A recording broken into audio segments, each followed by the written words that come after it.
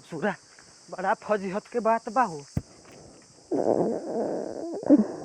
हई के ह ए बचवा बबुआ ए लइका तोरी के हम तो लइका समझत रहनी लेकिन ई तो लड़की हिय। हईसन सुनसान जगह पर सुतल बिया आखिर का बात बा। कितना डरावना जंगल बा। डर ने हमार हालत खराब होता लेकिन मान जाए के पड़ी हो लड़की के बड़ा ढीठ लड़की बिया हो।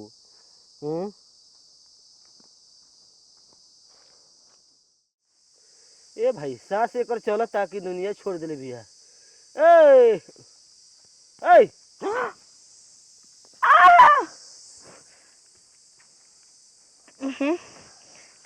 तो फिर बाबा बढ़ेंगे बहुत बड़ा। आप क्या नहीं बाबा? हम हाँ साधु संत फकीर। अच्छा साधु संत बनी। आ जहे पाही तहे खींच दी लकीर। बढ़ जाई हाँ बढ़ जाई। बैठी बाबा बैठी। खुश रह आनंद रह जल्दी तहार जोड़ी मिले। ये क्या कौन बाबा? अब भगवान न ऊपर ले जोड़ी विदा करके भेजलन ना, लेकिन हम कसम खेले बानी कि हम जिंदगी में ब्याह ना करम कोनो लड़का से। हाँ दादा ई बात बा। देखो आइल बड़ू तो केचुल छोड़ के जा तबे न तहार नाम बढ़ी।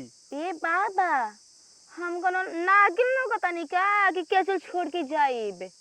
वो कुल तो नागिन ना केचुल छोड़ दी सोन। हमारा कहे के मतलब रहनु जब धरती पे आई बड़ू शादी ब्याह करबू एक आध गो लोग लइका जन्मबू तबे न तहार वंश आगे बढ़ी तोहरो नाम रही।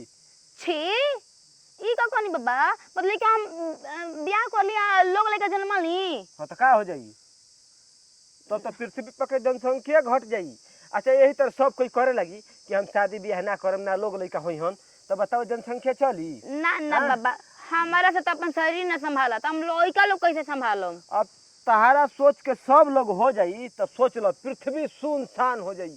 ये कहूँ मनुष्य ना रही पृथ्वी पर। सुनसान ना होखी। हाँ क्या है लोग क्या मतलब छोट छोट लड़का जे बारन सन उस सब सियाने हो जाए। आ तोरी की जय अगर उ सयान हुए सन बात हर जगह के हो गई। एक दिन तो मरल सत्य बा न जे धरती पे आइल बा एक दिन धरती छोड़ के जाई। हाँ बाबा ये तो सही जाई न। कहतनी। अब तू धरती पे आइल बाड़ू तो कहियो ना कहियो तो लिखल बा कि तू मुआबू। मुँह बाबा मुँह जल्दी मुँह हम तो अच्छा, चाहतनी के भगवान हे भोले बाबा तू हमरा के जल्दी उठा ल न। अभी हम बैठल बानी धरती फाटत कम समाई। ना ना इतना जल्दी मुआला के बात नहीं खे। जब आइल बाड़ू न तो वंश बढ़ा के जइह ठीक न। बाबा सब कोई ना अपना जिंदगी के खुशी मांगला हम ना जिंदगी के मौत मांगतनी हमरा के मौत दी बाबा दी।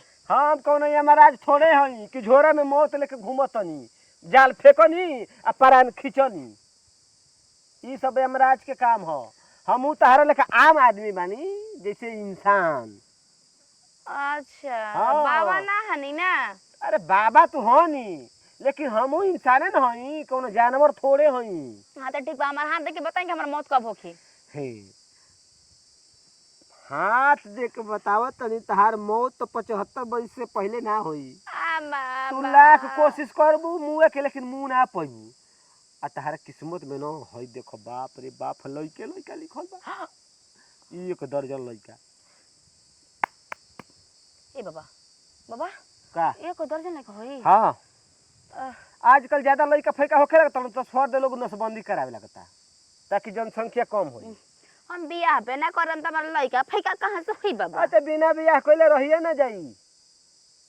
तू नहीं जानो? नहीं खींचा नहीं तो प्रकृतिक देन ह। भगवान एकदम भेजबे करलन जोड़ी बना के ऊपर ले। हाँ ना तोहरो किस्मत में एकदम सुंदर बर घर सब लिखल बा। लेकिन हमरा ना चाहिए बाबा।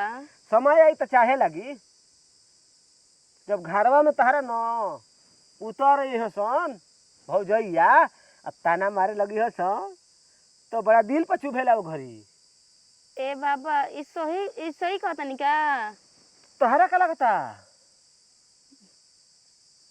आई बाबा अगर मान लेता नहीं कि हम बियाह कर लेम तो लइका फैका होई तो उ हागी उगी तो सब हमरा ना करे के पड़ी बाबा।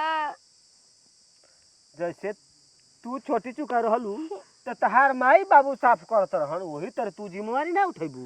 ना हमारे गोदिए में हक दी मूत दी छी ना बाबा ना ना लइका लोग भगवान करे के हमरा के ना होखस। अच्छा ना भगलू कैसन तू बड़ हो हैं? हम चाहिए ना बाबा कि अगर हम बियाह माई बाबू जो कर दिहन ना त खाली लइकवा के लेके रहम। तू क्रियाक्रम ना करेलू? क्या करम? हाँ उ का खाना के बाद शौच पानी पीने के बाद हाँ वही तरह लइकवा जौन बात दूध पी तो शौच करबे करी पानी पी तो पेशाब करबे करी तो माई जौन बिया ओकर साफ करबे करी। ए खुश रह भगवान तहार जल्दी बूझस जल्दी लभर पटो शादी बियाह होखो 6 महीने के अंदर लोग लइका होखसन तू बाबू कहला। ए बाबा तो तना आशीर्वाद देले है ना देखी रहो चपलवा तो टूट गइल आशीर्वाद देले मेरा का बा टूट गइल है। ए तो कोनो शुभ काम हो गइल भाई चप्पल ही खिया गइल बा एकर समय खत्म हो गइल बा। देखत रह ए बाबा सुनी हटावा बाबा का चपलवा मत फेंकी महाराज। ए बाबा देखी तनी हमरो के तनी हाथ गोर देख ली न कि हमर गरु भैंस लोग लइका बाल बच्चा सब कोई परेशान रहता महाराज। शादी बियाह हो गइल बा? शादी बियाह हो गइल बा मेरा रो बियाह मेरा भी आ गइल बियाह लड़का फेंका हो गइल बा सब? ना ना एको ना तो तू ना कहत रह लोग लइका सब परेशान रहता। माने भैया बा कुल परेशान बाऊ झूठ बोलबा शादी बियाह हो गइल बा? आ? बाबा से झूठ बोलबा? झूठ आ एगो लड़की से चक्कर चलता तोर है रेखा बतावत बाटे ना बाबा आ ना सोचत रे बियाह करके लेकिन हो नहीं के पावत। ना ना ना ई कुल बातें नहीं के बाबा रो झूठ बोलत है। मैंने झूठ और बोलता देखो कितना बाबा हम के झूठ सामने बोलता ना नहीं। ना बाबा बाबा के सामने झूठ बोलता ना नहीं। बोल जाला। ना बाबा सही बात बा चलो हटा झूठ बोलते ना हैं बाबा सही बात बा महाराज सही बात बा कुल गौरी भैंस परेशान बैसो गोरु भैंस परेशान है कि सब तू परेशान बड़े कब बियाहवा हो जाओ करा से कब बियाहवा हो जाओ करा से। बाबा देखी रो कुल मजबूरी जब जानते बानी यही तरह हम आशीर्वाद देल हई हाँ तो आशीर्वाद दी बाबा। देखी बढ़िया साथ हवा का झूठ बोला था ना बहुत झूठा बा ए बाबा ए बाबा हाँ, ए बाबा का उरे चेली नहीं हो ना हाँ चले ना हियो हम तो जानते रहे कि चेली नहीं है महाराज ए तोहरे लेखा हियो ई हमारा लेखा अभी सुतरल हियो अच्छा हम आवत नहीं भेंट पहले मुलाकात हो घास गइल गिरत रही हां फिर सोचली कि तनी आराम कर ली। अकेले आराम करे लगत हो हम कहीं ना धरती पे आइल बड़ तो खिचल छोड़ के जाइए तबे ना बन संगे बढ़ी तार नाम तब निशान चली। बाबा छोड़े बिना के चाहिए हाँ। के तू छोड़म हमू छोड़म हां हां तो देख लो सुन लो हमू कचुल छोड़म अच्छा तू ही बतावा कि अचल छोड़ा से का फायदा बा? केचुल छोड़ला से ही फायदा बा हम केचुल छोड़म हमर लइकवा केचुल छोड़ी ओकरो लइका केचुल छोड़ी उहो छोड़ी फिर आई तो उहो छोड़ी यही तरह पृथ्वी चलेला एक दूसरे के अच्छा प्रति सीढ़ी बाय सीढ़ी ना सीढ़ी बाई सीढ़ी तू केचुल को छोड़ ले ना ए बाबा अभी शादी बियाह ए नहीं बाबा भइल सुनी इनकर माई के छोले इनकर बाबू के छोले हन इनकर नानी इनकर मौसी इनकर फुआ ए बाबा हमार मामा भी हां तार ए मामा बाबा। हमार मामी भी हां तार मम्मी बाबा हो बाबा हां हमार बात सुनी बोला खिसियाई ना ना हम ना खिसियाई एकदम पाका ना पक्का है खिसियाई के नहीं खे ना हमही के तो केचुल छोड़े के कहतनी हां और रउआ केचुल छोड़ले बानी कि ना हमार तो बियाह है नहीं भइल काहे नहीं के भइल अरे बाबा रउआ केचुल ना छोड़म ना हां अब 100 गो में एगो नहीं छोड़ी तो ना चली अच्छा ई बात बा तब चली ठीक है बता हाथवा देख ली तनी हम नहीं छोड़े लेकिन हमार भाई हमार भौजाई ना जरूर छोड़ी हम तनी देख ली कि हमरो शादी बियाह हो जा हमहू केचुल छोड़ दी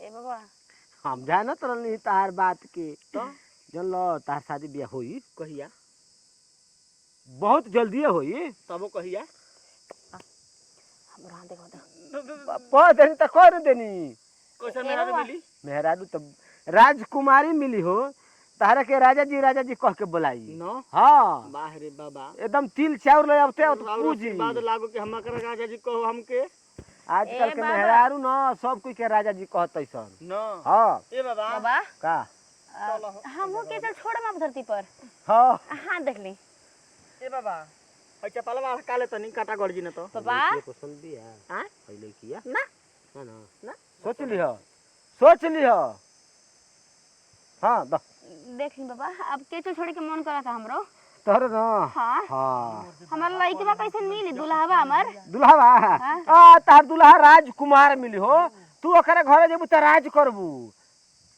बाबा तनको कष्ट ना हो यही घास करल छोड़ देबू तू साफा जी बाबा है जब लेकिन लड़का नु दूल्हा नु हमरा एक नंबर के चाहिए तो एक नंबर में लाखों में एक होके के ए चाहिए तो आजकल लिखल नहीं के रह ससुर पहले ही दुआर लाग ले पानी आवत बाबा बाबा बाबा सुना हमार बात हां आजकल लइकन पर भरोसा नहीं खे यू 18 वर्ष के होते तब ससुर कोई को दुआर लाग देतल सन ए बाबा सही ने हां ए बाबा ई भूख का? लागल बा कुछ ले ले नहीं कि खाए पिए वाला ए बाबा का? कहले हनी कुछ देर पहले कहले कि पसंद बिया हमरा पसंद बिया ए तू एकर से बियाह कर भले का देखत ठीक बा ए बाबा हम तो अनपढ़ बानी भले का ठीक बा लड़का ठीक लगता लेकिन हम अनपढ़ बानी एको क्लास नहीं की पढ़ ले पढ़ा लिखा से काम मतलब बा धरा हैं जे ना पढ़ रहला उ के चुन ना छोड़ेला ए हम तो जरूरी बा जे पढ़ रही हुए के चुन छोड़ी लेकिन ए बाबा केचल कैसे छोड़ जाला ए शादी बियाह हो जाई नु सुहाग रात होई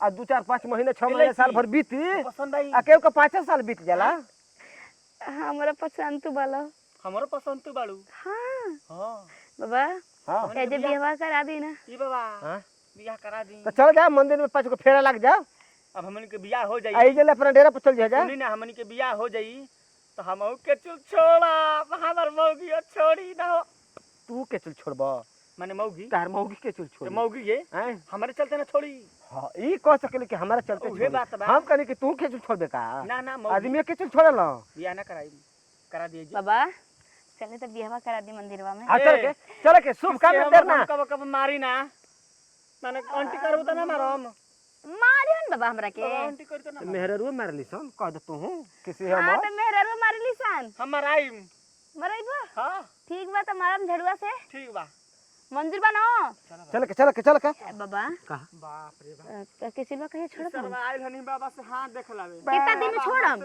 अभी देखो शादी बियाह हो जाए तो शादी बियाह होखला के बाद साल भर 6 महीना केहू के 2 बरिस हमनी को मेहर ना जाए अब अबे बियाह नहीं के भाई दूरी बना के रखो अरे जन बियाह से पहिले होला ए त महीने सटे लगल शादी बियाह होखबे न कइला के चढ़े लगल बस हट ना होई बियाह होई ना चली सबर धर अबे बांध चोर लगल चलो चलो बाबा के बाद बाबा का आशीर्वाद चलो बाबा चल जा जल्दी चल जा केने बाबा केने हां बियाह नहीं करो करम करम अरे चली मंदिर में बियाह चल आओ जल्दी तो हम के बियाह